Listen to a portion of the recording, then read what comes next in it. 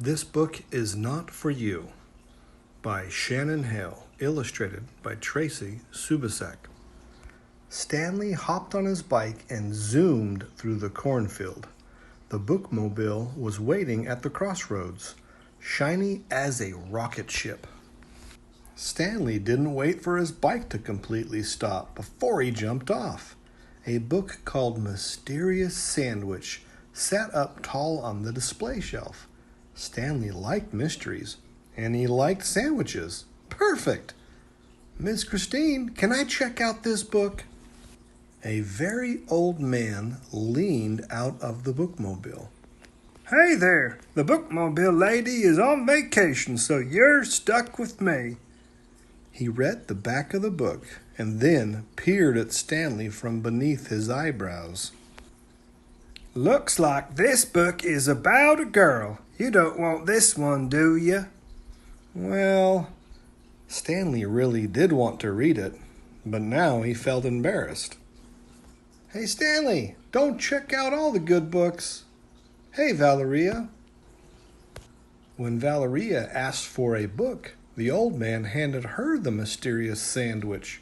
This one might fit you just right. Perfect.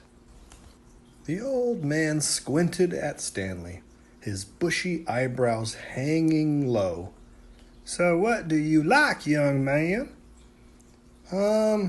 Cats are cool. The old man bent over and peered at the shelves. Aha! Here's a cat book. Fuzz, fur, and purr.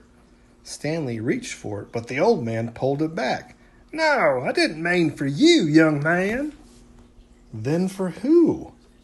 Stanley looked behind him. A tabby cat was padding up to the bookmobile. He took the book with two furry paws. Still can't decide on what kind of book you want, huh? Well, I like robots. Here's a robot book. But of course only robots can read books about robots. Stanley smiled. He had to be joking, right? With a beep and a puff of steam, a robot rolled up to the bookmobile.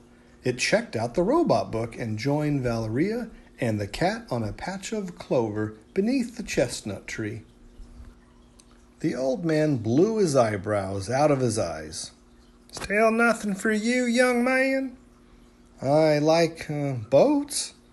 Stanley looked around to make sure there weren't any boats nearby. I know, I saw a boat book.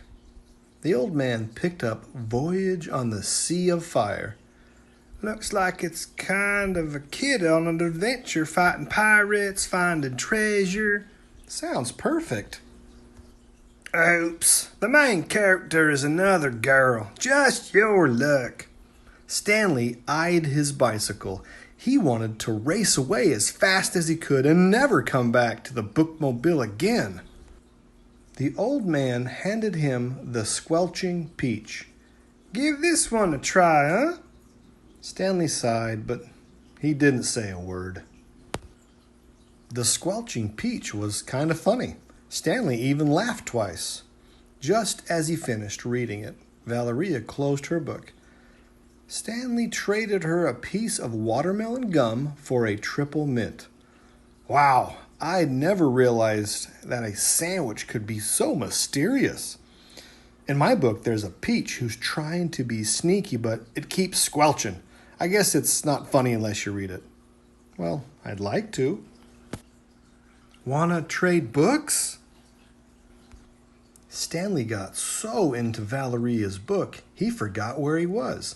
He barely even noticed how the breeze crackled in the cornstalks, or how much Valeria was laughing at the Squelching Peach, or even that robot and cat had traded books too.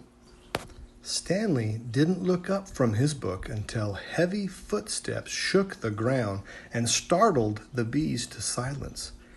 He held his breath. Even the robot's spout stopped steaming. Good afternoon. I would like to check out a book about ponies. But only ponies can read books about ponies. Ponies! Trembling, the old man handed over the book. Thank you. Huh? The Allosaurus propped the book onto a rock and settled into the clover. Stanley stood up, marched over to the bookmobile, and picked up Voyage on the Sea of Fire. This book sounds interesting, so I would like to check it out. Please? The very old man lifted his enormous eyebrows away from his eyes, and he looked over at a cat reading about robots, and a robot reading about cats, an Allosaurus reading about ponies, and a girl reading about a peach. And finally, at Stanley. Well, I don't see why not. Stanley settled into the crook of the Allosaurus's leg and started to read.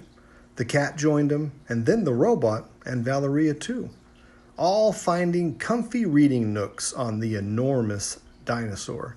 Ponies are the best. The Allosaurus sighed happily, and everyone who leaned against her couldn't help but rise and fall with her sigh. The very old man shuffled closer to the pile of readers. May I join too? Of course. The old man smiled beneath his stormy brows. He settled against the dinosaur and opened a book about goats. Pardon me, but everybody knows that only goats can read books about goats. Well, now, I don't know about that, but you can read over my shoulder if you want. Just don't nibble on the pages. The goat sniffed the book.